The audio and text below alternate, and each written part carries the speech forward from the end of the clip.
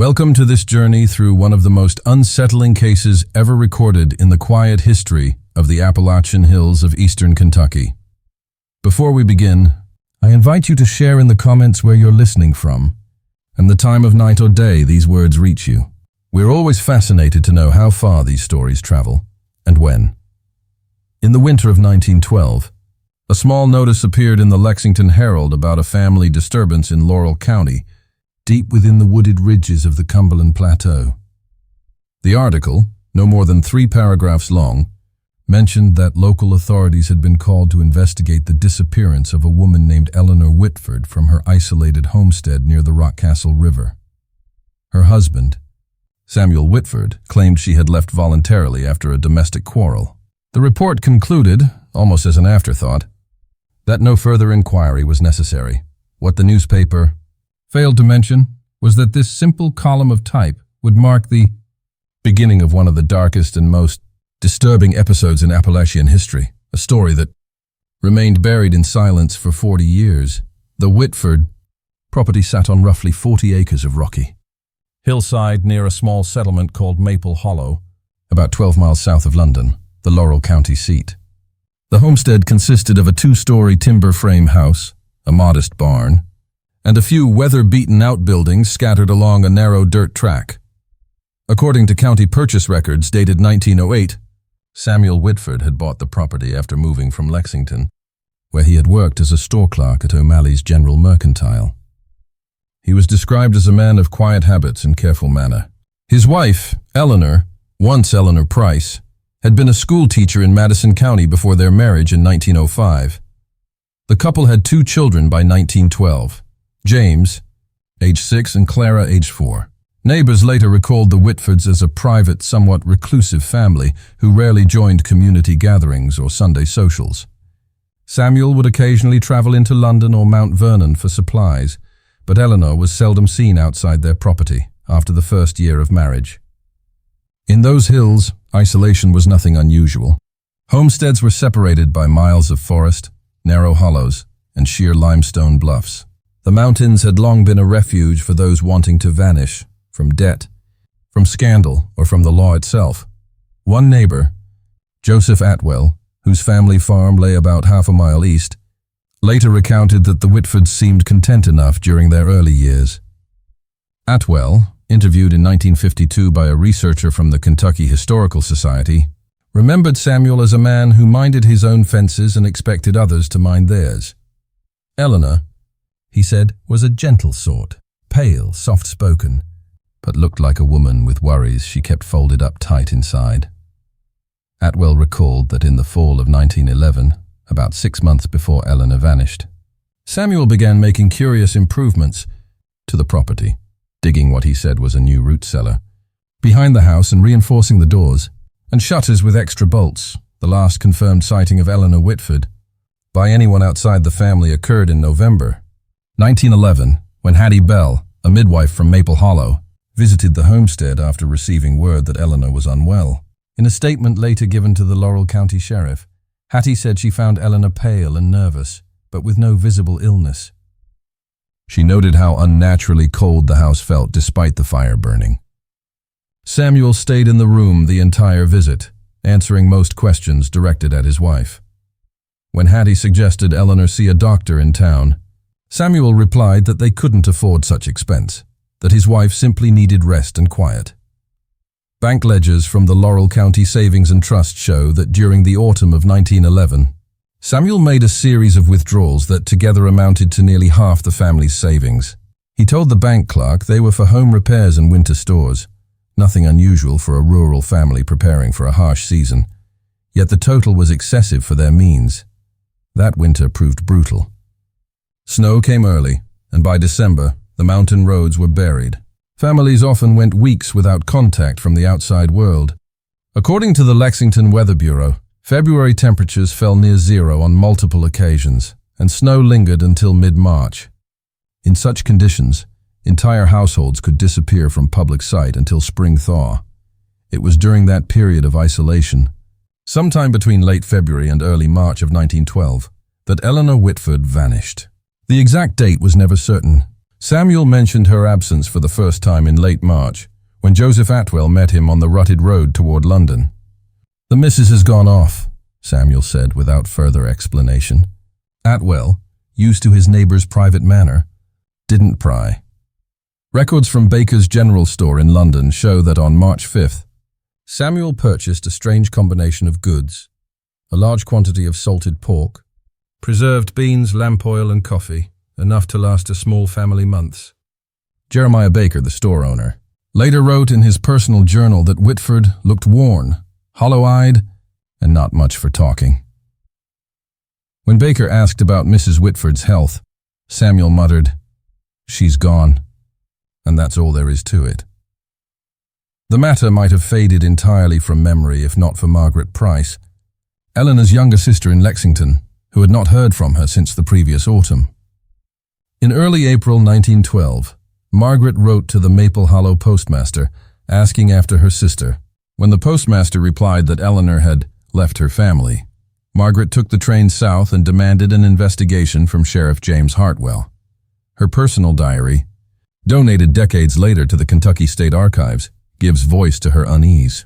In an entry dated April 10th, she wrote, "I cannot believe Nellie would leave her children of her own will." Her letters had grown rare and careful these last years, but her love for those children shone through every word. Something is wrong on that hill. Sheriff Hartwell's report, dated April 18th, 1912, described his visit to the Whitford place. He found the property neat, the children well-fed but unusually quiet. Samuel claimed Eleanor had grown dissatisfied with their isolation and left after a quarrel, taking a few belongings and walking away before dawn. He suggested she might have gone back to Lexington, though Margaret insisted no one there had seen her. Hartwell's inspection revealed no struggle, no broken furniture, no sign of distress. Eleanor's clothes and personal effects were indeed missing from her chest of drawers.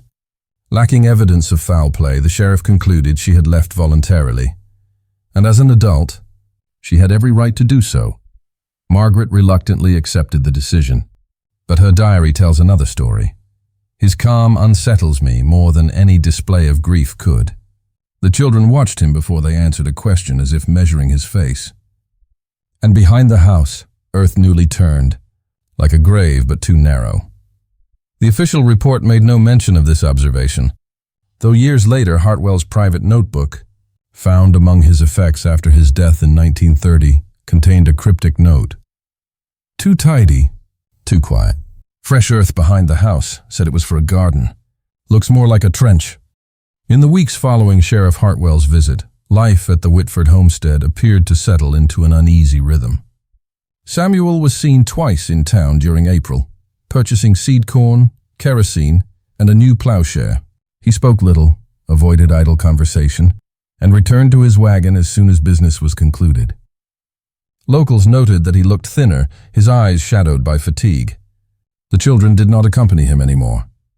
Neighbors said that smoke rose regularly from the Whitford chimney that spring, and the barn door stood open most days, suggesting ordinary farm work continued. Yet no one could say they saw Eleanor return. Rumors began to circle quietly through Maple Hollow, that perhaps she had run off with another man, or fallen ill and wandered into the woods. In communities like that, where gossip and superstition mingled freely, the mystery of a missing wife could take on a dozen shapes before the truth ever surfaced. By midsummer, talk of the Whitford case had died down. The sheriff's file gathered dust, and the county court moved on to other matters: property disputes, bootlegging fines, and the occasional assault. It seemed the hills had swallowed Eleanor whole. The only person who refused to let the matter rest was Margaret Price. She wrote letters to every authority she could think. Okay to the state police in Frankfort, to the Women's Relief League, even to the Lexington Herald that had printed the initial notice. Most went unanswered. Finally, in late June, she traveled again to Laurel County, intent on seeing her niece and nephew for herself. According to entries in her journal, she arrived unannounced at the Whitford home on a humid morning in late June.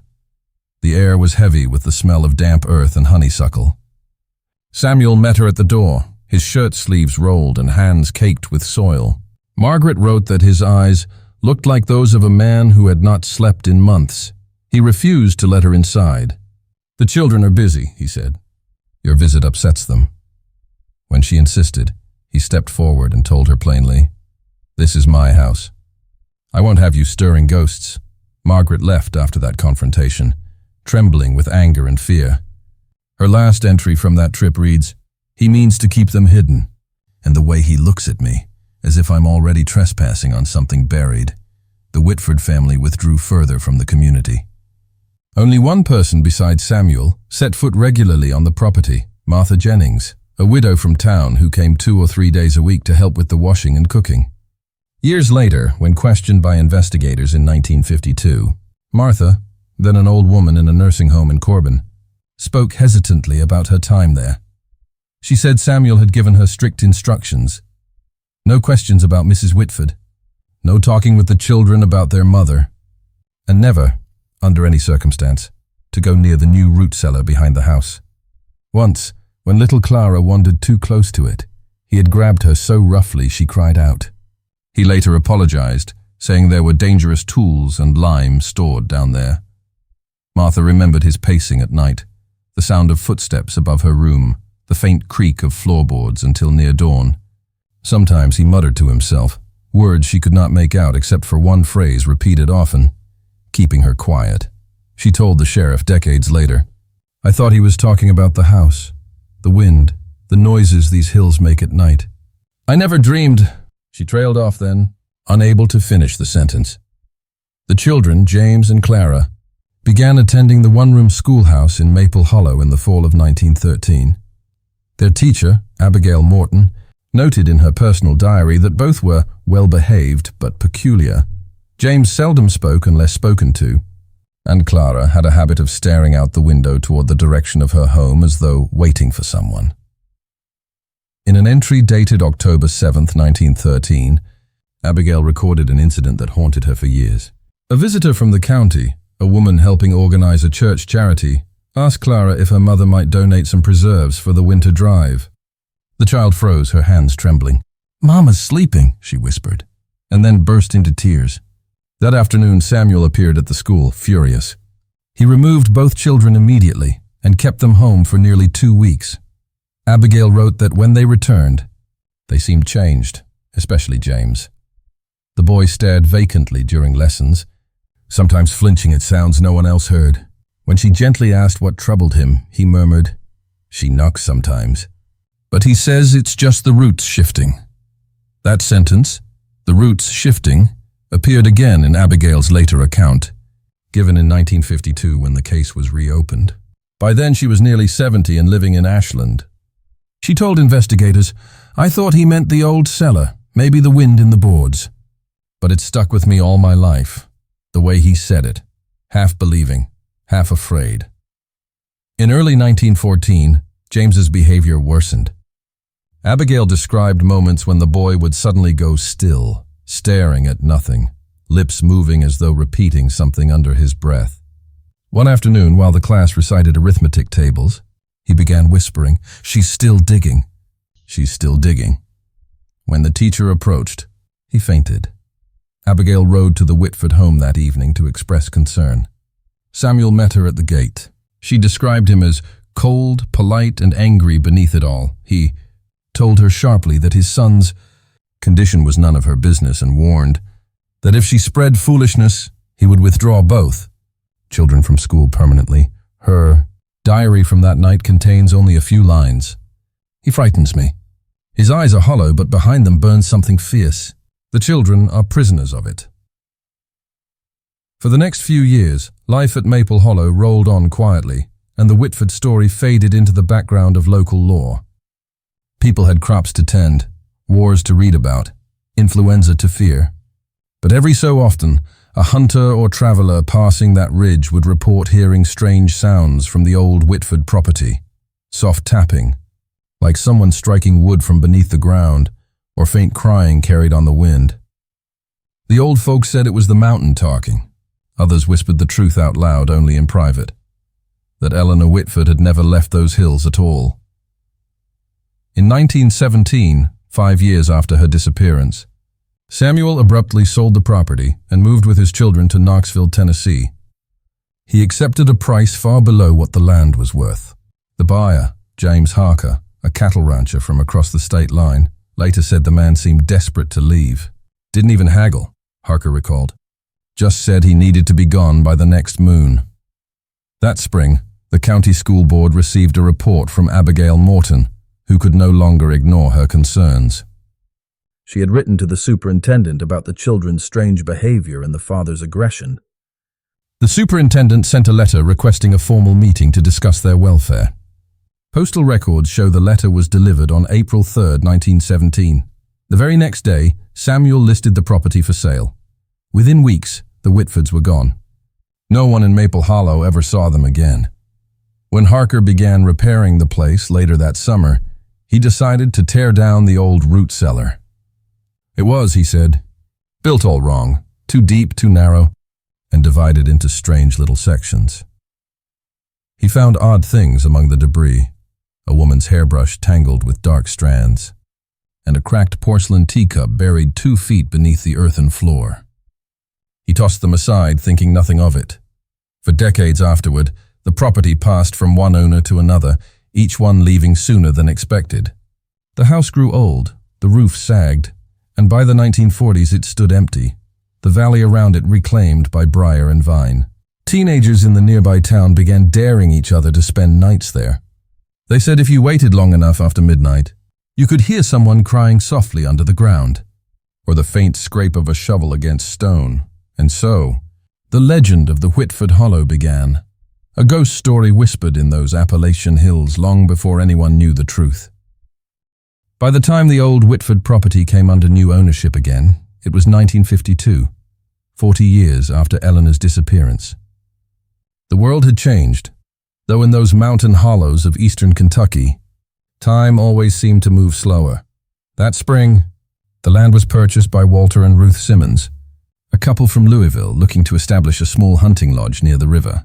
Locals warned them the place carried bad luck, but Walter laughed it off. He was a practical man, not given to superstition. Ghosts don't pay taxes, he told the county clerk when he signed the deed. The Simmons arrived in early June to begin clearing the overgrown brush and restoring what was left of the old farmhouse. The structure leaned but stood, its boards gray and weathered, its windows like blind eyes staring over the hollow. Behind it, half buried beneath vines and soil, was what remained of the infamous root cellar, a collapsed mound of stones and timber, sunken deep into the earth. On June 10th, while clearing that area, Walter's spade struck something hard. Thinking it a stone, he pried it loose, revealing a small leather-bound book wedged between 2 limestone blocks. The leather had blackened with age, the pages swollen and fused together from decades of dampness. Ruth later recalled her first impression of it in an interview with the Lexington Courier. It looked like the kind of diary a lady might keep. Fine paper, small writing. When I opened it, the ink had bled, but you could still see the hand. The later pages were wild, crooked, like someone writing in fear. The name on the first surviving page read, Eleanor P. Whitford, dated January 1910. When the Simmons took their discovery to Sheriff William Masterson of Laurel County, he reopened the long-dormant file. What began as curiosity soon turned into one of the most significant cold case investigations in the region's history. Despite damage, parts of Eleanor's diary were legible. The early entries spoke of ordinary rural life, planting potatoes, mending clothes, her children's birthdays. But as the months passed, the tone shifted. An entry dated August 12th, 1911 read, Samuel watches the windows now. Says we're not safe, that the hills are full of watchers. He barred the doors tonight and took the lamp from my room. When I asked why, he said the light draws eyes. Another, written that October, said, he's building something beneath the house. Calls it a refuge. He says the world outside is turning against us. When I tried to question him, his face changed. He frightened me. By November, Eleanor's handwriting grew jagged, frantic. Hattie Bell came today, dear soul, but I couldn't speak. He stood behind her the whole time. After she left, he said no one else would come here again.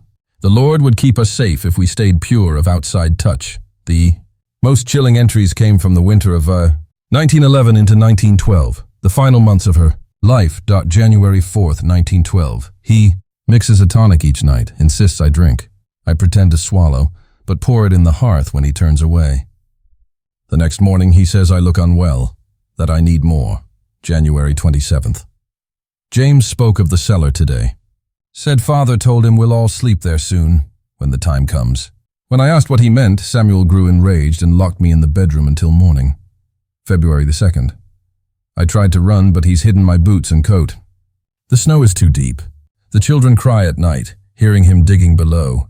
The final entry, dated February 17th, read only, "He found these pages." His rage was terrible. The children are locked in their room. I hear him digging again. Sheriff Masterson ordered an immediate excavation of the site where the old root cellar had collapsed.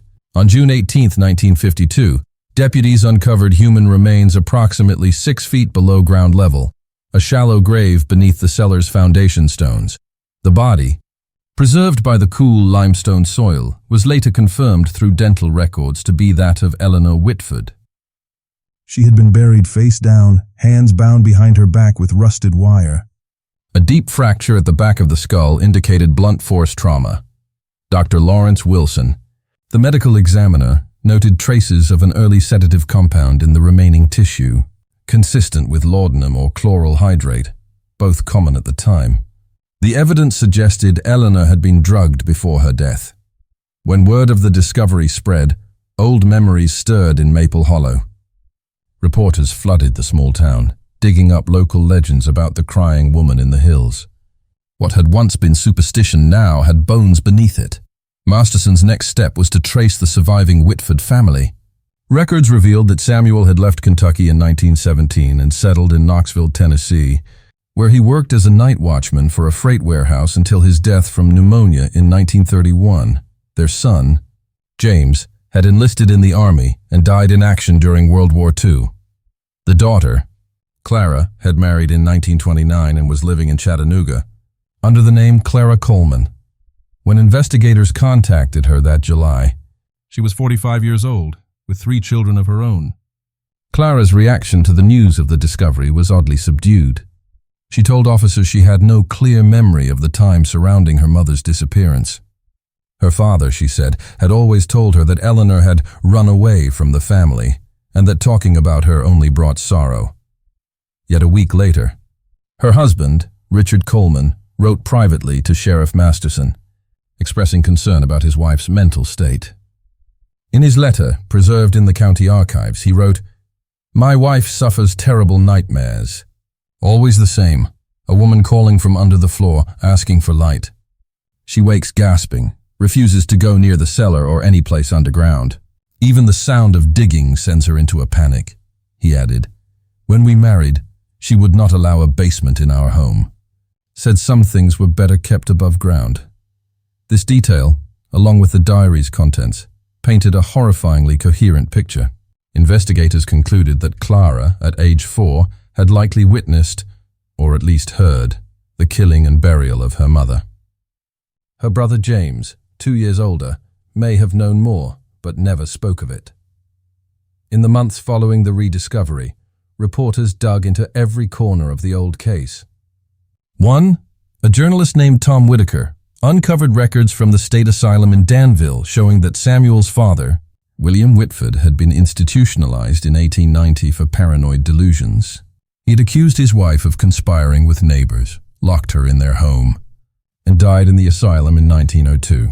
The attending doctor had noted a hereditary nervous disposition among the family line. Psychiatrists, consulted by Sheriff Masterson, concluded that Samuel likely suffered from what would now be recognized as paranoid schizophrenia, marked by delusions of persecution and contamination, the same affliction that had destroyed his father. Dr. Wilson, in his final report, wrote, "The degree of planning required to conceal the crime, the maintenance of domestic order thereafter, and his ability to function in society for years following suggest a disturbing duality. A man lost to madness, but still governed by the need to appear sane." The sheriff's office closed the active investigation later that year. Samuel was beyond justice, his children beyond recovery. But for the people of Laurel County, the horror beneath the soil had been unearthed, a grim vindication of whispers that had haunted the valley for generations. The old property, now cleared and quiet, seemed peaceful again for a time. But as Ruth Simmons later said in a television interview years after, it never felt right there, not really. On still nights, you could swear you heard someone breathing under the ground, like the earth itself hadn't finished telling her story. In the autumn of 1952, after Eleanor's diary and remains had been examined, the Laurel County Sheriff's Department officially ruled her death a homicide at the hands of her husband, Samuel Whitford. Though the legal case closed with no living suspect to prosecute, public fascination only deepened.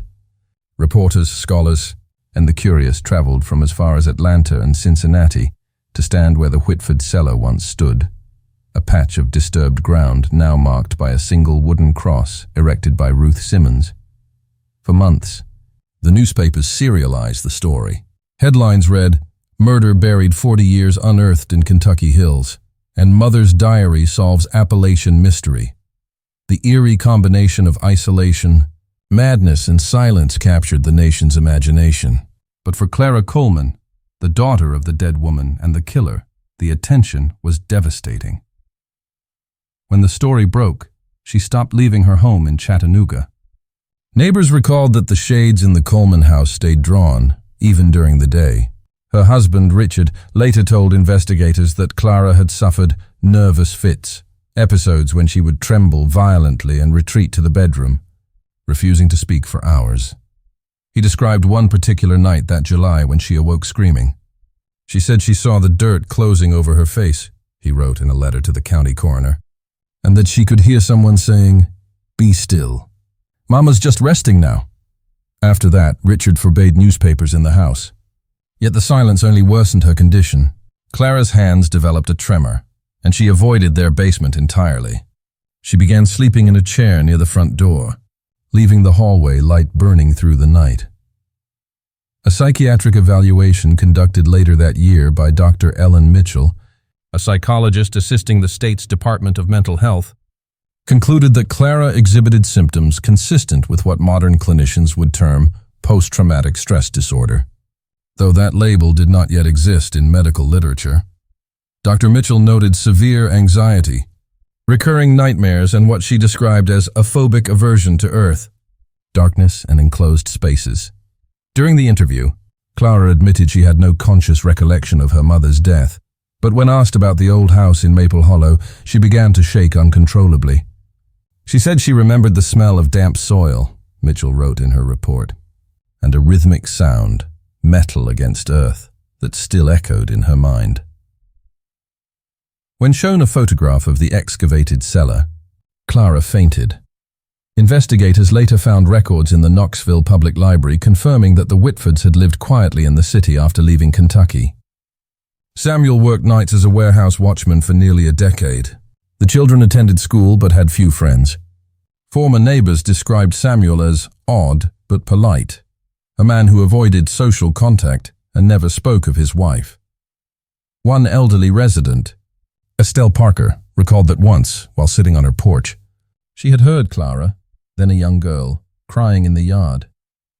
When she asked what was wrong, the child replied, "Mama's not allowed to come out no more." Parker said Samuel appeared moments later, took Clara by the arm, and led her inside without a word. The tragedy might have remained buried once more had it not been for a college professor named Alan Matthews, a historian at the University of Kentucky who specialized in Appalachian folklore. In October 1952, he visited the Whitford site at the invitation of the Simmons family. Matthews spent several days documenting the landscape, photographing the hollow, and taking notes for a research paper later published in the Journal of Appalachian Studies. His field notes, preserved in the university archives, describe the property in unsettling detail. The valley sits low and narrow, enclosed on three sides by steep ridges of oak and limestone. Even at midday, the house stands half in shadow. The nearest neighbor lies nearly a mile away, yet cannot be seen due to the folds of the terrain. A voice could cry out here and die in the air before reaching another soul. Matthews conducted an experiment at the site. Standing over the depression where the root cellar had been, he dropped a stone into the hole.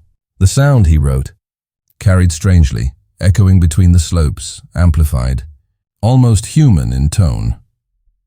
He concluded that what neighbors once dismissed as ghostly cries might well have been real. The noises of digging that Samuel made in the winter of 1912, traveling eerily across the frozen valley. In his paper, Matthews wrote, "The horror of the Whitford case lies not only in the act of murder, but in the silence that surrounded it, a silence made possible by geography and by culture.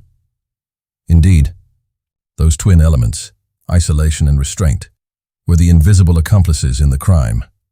The people of Maple Hollow had long valued privacy as a moral virtue. To interfere in a man's household affairs was considered both rude and dangerous. Sheriff Hartwell's reluctance to pursue the case further reflected a broader Appalachian creed. Family matters were not for public judgment. Decades later, criminologists would describe such events as invisible crimes, acts of violence that go unnoticed not because of clever concealment, but because no one looks closely enough. In the early 20th century, domestic abuse in rural communities rarely drew official scrutiny unless it spilled into public view. A woman's disappearance could be dismissed as desertion, her silence mistaken for choice. In this way, Eleanor's life and death became a mirror of the time. Her husband's madness unfolded quietly, hidden behind the sanctity of home and the remoteness of the hills. Even when warning signs appeared, the barred doors, the strange digging, the wife's nervous manner, no one dared interfere. Dr. Mitchell, in her analysis of Clara's trauma, touched on this theme. She wrote, "This case reveals not merely the psychology of the murderer, but of the community that allowed him to exist unchallenged. Isolation breeds silence, and silence breeds tragedy." The 1952 investigation gathered further fragments of memory from surviving locals. One was Clara Jensen, who had been a young girl in Maple Hollow in 1912. She remembered her father once mentioning that Samuel Whitford had bought a large amount of quicklime from the hardware store in London that winter, far more than a farmer would need. When asked about it, Samuel reportedly said it was to keep moisture from spoiling the root cellar walls. Jensen also recalled hearing her parents talk of strange noises, drifting from the Whitford direction during those snowy months, scraping sounds like a shovel or metal hitting stone. Her father dismissed it as frost shifting the rocks, but Clara said her mother had whispered, "That poor woman's down there somewhere." Another account came from her brother, Henry Jensen, who provided a written statement that still lies in the county archives. He remembered meeting James Whitford, then about 7 years old, near the fence line one afternoon in early spring. "He asked me if people could hear through the ground," Henry wrote. "I told him, no, not unless someone's hollering awful loud. He just said, 'Pa says you can't hear nothing once it's packed down tight. But I still hear her sometimes.'" Those words chilled investigators even 40 years later. The boy had known, both children had known, and lived with that buried truth all their lives. Dr. Mitchell's final psychological report suggested that the Whitford children had developed dissociative coping mechanisms, splitting their conscious awareness from unbearable memories. "Such defense allows survival," she wrote, "but it leaves behind a fracture of the mind that never wholly heals." The story of the Whitfords, though rooted in one isolated hollow, began to resonate far beyond Kentucky. It was cited in journals on forensic psychology, in studies of rural sociology, even in church sermons warning of sins that hide in silence. The valley that had once buried a secret now carried a caution. And yet, for all the revelations, one haunting question lingered. How many other valleys held their own Whitfords, their own unspoken tragedies sealed beneath the soil of time? In the years following the official close of the Whitford investigation, the story began to fade once more into the background hum of Appalachian folklore. Time has a way of softening even the harshest truths, and by the late 1960s, few in Laurel County spoke of Eleanor Whitford except in hushed tones. The old property had been sold again and again, to timber companies, to hunters, and finally to a local family who built a summer lodge on the land where the farmhouse once stood. But in 1968, nearly 16 years after Eleanor's remains were laid to rest beside her parents in the Lexington Cemetery, a letter arrived at the Laurel County Historical Society that breathed new life into the story. It was written by Robert Coleman, the eldest son of Clara Whitford Coleman, who had passed away from cancer earlier that year. Robert explained that while sorting through his mother's belongings, he had discovered a small wooden box hidden in the attic. Inside were dozens of yellowed sheets of paper, drawings made in crayon and pencil by a child's hand. Some were simple depictions of flowers and houses, but others were deeply disturbing. They showed a tiny stick-figure woman lying beneath the ground, with larger figures standing above her, holding what appeared to be a shovel. On several drawings, a child's scrawl labeled the buried figure, "Mama Sleeping." Along with the drawings, Robert found an envelope containing a lock of dark hair tied with a faded ribbon, and a brittle scrap of paper bearing the words, "Don't dig where he planted." Stunned, Robert had contacted the Historical Society, hoping to understand what his mother's drawings might mean. At first, the archivists thought them merely tragic relics of a woman's haunted imagination. But when the staff cross-referenced the drawings with the Whitford case files, they realized that the images precisely matched the 1952 excavation reports, including the position of Eleanor's body and the location of the cellar relative to the house. Dr. Ellen Mitchell, the psychologist who had once evaluated Clara, was still living in Lexington and agreed to examine the drawings. Her written analysis, now preserved in the archives, stated, "These sketches display hallmark features of repressed trauma, re-emerging through creative expression. The repetition of burial imagery, the fixation on the mother's position underground, and the heavy pressure used in drawing the earth itself, all indicate a memory, not imagination. The child appears to have witnessed or intuited the burial event." Mitchell's conclusion was chilling. This is not fantasy. It is a record of what she could not speak. Robert Coleman, in his correspondence, described how the discovery changed his understanding of his mother's life. She was kind, patient, and protective, sometimes too much so. We weren't allowed to dig in the yard or go near basements. If she heard a spade strike soil, she'd go pale and make us stop. I used to think it was superstition. Now I know. He also shared that his mother had been plagued by recurring nightmares throughout her life. She'd wake up crying, he wrote, saying she could hear someone calling from below. Once when I was a boy, I found her in the garden, standing motionless by a patch of turned earth. She was whispering, "It's quiet now." I never understood what she meant until I read about my grandmother. Robert's letter closed with words that still echo in the Historical Society's collection. "I feel I've met my grandmother through her silence, and my mother through her drawings. Both of them trapped, one beneath the ground, the other inside her mind." Some truths don't die when people do. They wait. Moved by his account, the Historical Society organized an exhibit the following year titled "Buried Voices, the Whitford Tragedy, and the Silence of the Hills." It displayed the recovered diary pages, copies of the sheriff's notes, photographs of the excavation, and several of Clara's childhood drawings. The exhibit drew hundreds of visitors from across Kentucky and Tennessee.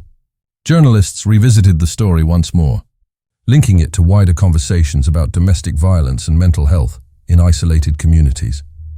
In 1970, a regional newspaper published an editorial reflecting on the enduring impact of the Whitford case. The horror of what happened at Maple Hollow lies not only in the act, but in the decades of silence that followed, the generations forced to carry the unspoken weight of what was done in the dark. Psychologists began referencing the case in studies on intergenerational trauma, the way trauma can echo through families long after the original wound has been inflicted. Dr. Mitchell herself published a follow-up essay in the American Journal of Family Psychiatry, arguing that Clara's life, her fears, her phobias, her overprotectiveness represented a textbook case of inherited psychological residue. She wrote, "When trauma is buried, it does not vanish, it seeps. It passes down through gesture, fear, and silence." Robert Coleman's own reflections mirrored that insight. In a second letter written in 1972, he described how, after visiting the old property in Laurel County, he felt as if the air itself remembered. He stood by the stream that once ran behind the Whitford home and thought about the generations that had lived with that secret. "You can feel her there still," he wrote. "Not haunting exactly, more like waiting to be remembered properly." He told the archivist that when he stood at the edge of the hollow at dusk, the wind moved through the trees with a sound like distant breathing. "I understood then," he wrote, "why my mother always feared the quiet." Local historians began to view the Whitford tragedy as more than a single act of violence. It became a lens through which to study early 20th century Appalachian life, where cultural codes of privacy and endurance often hid unbearable pain. In lectures at Berea College and the University of Kentucky, scholars cited the case as an example of how isolation could amplify madness and smother truth. Professor Alan Matthews, the same historian who had documented the property in 1952, revisited the site in the early 1970s. The old Simmons Lodge had fallen into disrepair, and the woods were reclaiming the land once more. He wrote in his notebook, "The hollow feels unchanged. Birds call, water runs clear over the stones, and yet, standing there, one cannot escape the feeling that something beneath still listens." He noticed that the shape of the land seemed to hold memory, the gentle depression where the root cellar once stood, the outline of the old chimney base still faintly visible under moss. He gathered a handful of soil and sealed it in a glass jar, labeling it simply, "Maple Hollow, site of the Whitford house." That jar, along with his notes, remains in the university archive to this day. For decades, visitors continued to stop by the site, hikers, journalists, descendants tracing family roots. Most found nothing but trees and the whisper of wind. Yet many said they felt an inexplicable unease there, as though the valley itself mourned. Some swore that at dusk, if you stood perfectly still, you could hear what sounded like a woman sighing, soft and distant beneath the earth. Perhaps that is imagination, or perhaps, as one old local told a reporter in 1975, the land don't forget what's buried in it. It just waits till somebody listens. By the late 1970s, the Whitford case had become more than a regional curiosity. It was now a subject of academic study, cited in criminology textbooks and university lectures across the South. What had begun as a forgotten family tragedy, in the backwoods of Kentucky had grown into a parable about the dark side of isolation, a story that revealed how silence and secrecy could conspire with madness to erase a life for decades. In 1978, Dr. Elaine Foster, a criminologist at Vanderbilt University, published a study titled Invisible Crimes of the Rural Frontier. The opening chapter was dedicated entirely to the Whitford case. She argued that the disappearance of Eleanor Whitford was not an anomaly, but a symptom of a deeper social condition. Isolation breeds its own laws, Foster wrote. In communities where a man's home is considered inviolable, and where women's suffering is treated as private misfortune, evil has fertile soil. In the hills of Kentucky, Tennessee, and Western Virginia, law enforcement often deferred to domestic authority. Thus, the home became not a sanctuary, but a cage. Her research reframed the Whitford story from a personal tragedy into a sociological phenomenon. She described Eleanor's murder as an invisible crime, hidden not by cunning, but by culture, by the shared assumption that family matters did not concern outsiders. Foster quoted directly from the 1912 sheriff's notes, "No evidence of foul play." Husband states she left voluntarily. Beneath those words, she wrote, lay a pattern that had repeated countless times in early American settlements. Women vanishing, explanations accepted, questions unasked. Around the same time, Dr. Ellen Mitchell, the psychologist who had examined Clara Coleman's trauma, published her own reflections in a paper titled The Generational Echo, Inherited Memory and Rural Trauma. Mitchell proposed that the Whitford tragedy illustrated how unresolved violence could echo down through generations like a haunting, not in the supernatural sense, but in the psyche. She wrote, Clara's childhood drawings are the language of the unspeakable. They represent the persistence of memory beyond conscious recall. What her mother could not cry aloud in life, the daughter drew in secret. Mitchell later explained in interviews that she had kept one of Clara's original sketches in her office, the one labeled Mama Sleeping. She said it reminded her that trauma, like buried roots, can push through the surface when least expected. By 1980, the case was being taught in sociology courses as an example of rural silence, the tendency of isolated communities to protect their own reputations at the expense of truth. Students studying Appalachian culture began to view the Whitfords not merely as victims of madness, but as casualties of geography and tradition.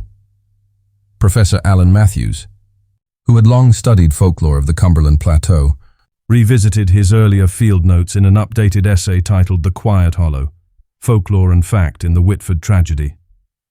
In it, he observed that stories of the crying woman of Maple Hollow had persisted long before the remains were ever found.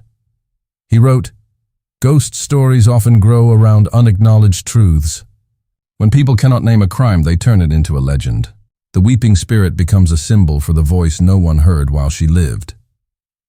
Matthews's fieldwork revealed that even after the 1952 excavation, some locals continued to avoid the site, referring to it simply as the quiet ground. Hunters claimed their dogs refused to cross the creek near the old foundation. Others swore that when the wind blew through the hollows at night, it carried a low, mournful tone like someone calling faintly for help. Of course, not everyone believed in such things. Scientists, journalists, and skeptics attributed the sounds to natural acoustics, wind moving through limestone clefts, or water echoing in subterranean channels. Yet the legend persisted, as legends often do, because it served a deeper purpose. It reminded the living of what happens when people choose not to see. In 1982, the case appeared again in the national spotlight when the American Journal of Forensic Psychiatry published an article by Dr. Samuel Hirsch, a forensic psychiatrist known for his work on historical criminal cases.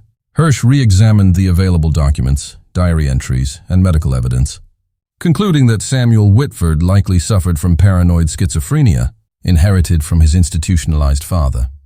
According to Hirsch, Samuel's writings and behaviors, the excessive security measures, the belief that his wife was contaminated by outsiders, the construction of the underground chamber, followed a textbook pattern of progressive delusion.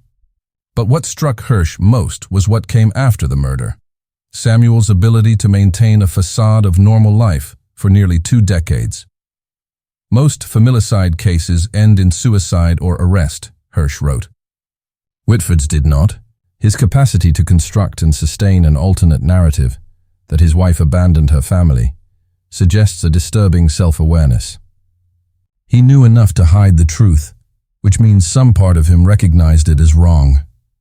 That insight added a new dimension to the case, the coexistence of madness and method, of insanity and intellect.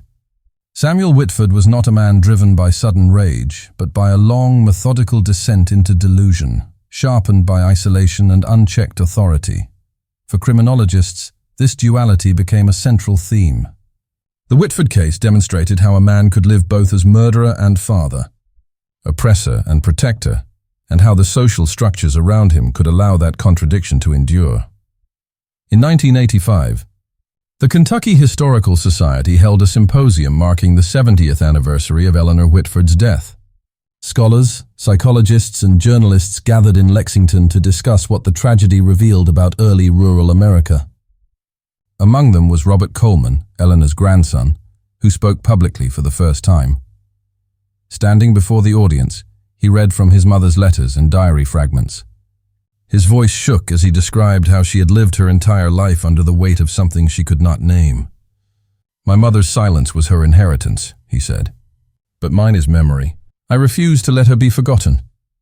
The hall was silent for a long moment before the applause came, hesitant at first, then growing. It was as though the acknowledgement itself had broken a century-old curse. The symposium's proceedings were later published under the title Buried in Silence: The Whitford Legacy. In its preface, Dr. Foster wrote, "To tell this story is not merely to recount a crime. It is to unearth the moral geography of a place, the valleys where truth goes unheard, the ridges that echo only when the wind insists." By the close of the 20th century, Maple Hollow had been absorbed into a state recreation area. The lodge was gone, the cellar long filled, and hikers now passed through without knowing what had once happened there. Yet the Whitford case continued to appear in textbooks, documentaries, and scholarly essays, a reminder that evil does not always announce itself with violence or spectacle. Sometimes it hides behind the ordinary, and sometimes, as the people of Laurel County learned, The earth itself has to speak before anyone listens. By the dawn of the 21st century, more than 90 years had passed since Eleanor Whitford's disappearance, yet her story remained embedded in the cultural memory of the southern Appalachians. Professors still lectured on it in universities. Local historians still guided the occasional visitor down the winding road that once led to the Whitford place. Time had dimmed the specifics, but the outline of the tragedy, an isolated family, a husband's unraveling mind, and a community's fatal silence, continued to cast a long shadow over the valley. Those who came searching for the old house found nothing but trees and the faint ridge of stone that had once been the foundation. Grass and laurel had swallowed the last traces of human habitation. Only the shape of the land remained unchanged, the narrow hollow, the stream that curved behind it, and the way the hills pressed close like folded arms. On still evenings, the place seemed to hold its breath. In 2002, journalist Margaret Branson, herself descended from one of the original Maple Hollow families, wrote an article marking the 90th anniversary of Eleanor's death. Published in the Southern Review of History, it was titled "The Woman Beneath the Roots." Branson argued that what had happened in that lonely valley was not just a murder but an crusher, the deliberate burying of one woman's existence beneath layers of silence and respectability. Thomas, Samuel, whatever name history gives him, she wrote, did not simply kill his wife. He buried the truth. He replaced it with a story that served his need, that she left, that she abandoned her children. For 40 years that lie stood uncontested, supported by a culture that prized privacy above justice. Branson's essay reached a national audience and reignited public interest. Documentarians arrived from Louisville, Atlanta, even as far as Boston. They interviewed aging locals who remembered hearing their grandparents talk about the Whitford woman. One elderly man, then in his 90s, told the filmmakers that when he was a boy, he and his brother used to walk past the hollow and toss stones toward the depression where the cellar had been. We'd listen for the echo, he said softly. Sometimes, if the air was just right, it sounded like the ground answered back. The documentary Echoes in the Hollow aired on public television in 2004. It closed with a slow pan over the wooded valley at dusk, while the narrator read from Eleanor's diary. He says the world outside is turning against us. He says only silence can keep us safe. The image faded to black on those words. After the film aired, letters poured in from viewers across the country, some expressing sorrow, others recognizing echoes of their own family histories. A few wrote of grandmothers and great-aunts who had vanished in similar circumstances, their absences explained away as wanderlust or illness. The Whitford case had become a mirror, reflecting not just one family's ruin, but a pattern that stretched across generations of American life. For scholars of psychology, the case remained a cornerstone in studies of trauma transmission. Dr. Mitchell's earlier theories gained renewed attention as clinicians began to understand how children internalize unspoken family grief. At conferences, her phrase, "the language of silence," was quoted frequently. She had once said of Clara, her life was a translation of her mother's final cry. Robert Coleman, Clara's son, continued to correspond with the Historical Society until his own death in 1987. In his last letter, he described taking his children to visit the valley one final time. It was quiet that day, he wrote. The kind of quiet that feels alive. I told them what happened here so they would not forget. Then we each placed a wildflower on the ground where the cellar had been. I don't know if anyone else will come after us. But at least for that moment, she was remembered. When his letters were later compiled into a small local volume, the introduction observed, "The Whitford story is no longer only about death. It is about inheritance, the things a family carries when words fail." In the decades since, criminologists have continued to cite the Whitford tragedy as a model case illustrating the intersection of mental illness, domestic violence, and cultural isolation. One contemporary analysis published in 2010 by sociologist Dr. Laura Keaton noted that had such an incident occurred in modern times, early warning systems, medical intervention, psychological support, community reporting might have saved Eleanor's life. Yet she cautioned that even now in remote parts of Appalachia, the same conditions of secrecy and pride persist. The ghosts of Maple Hollow, Keaton wrote, are not supernatural. They are the remnants of silence that still dwell in places where no one wants to speak. Today, the old Whitford land lies within the boundaries of the Rockcastle State Recreation Area. Visitors hike through it without realizing the soil beneath their boots once hid a secret for 40 years.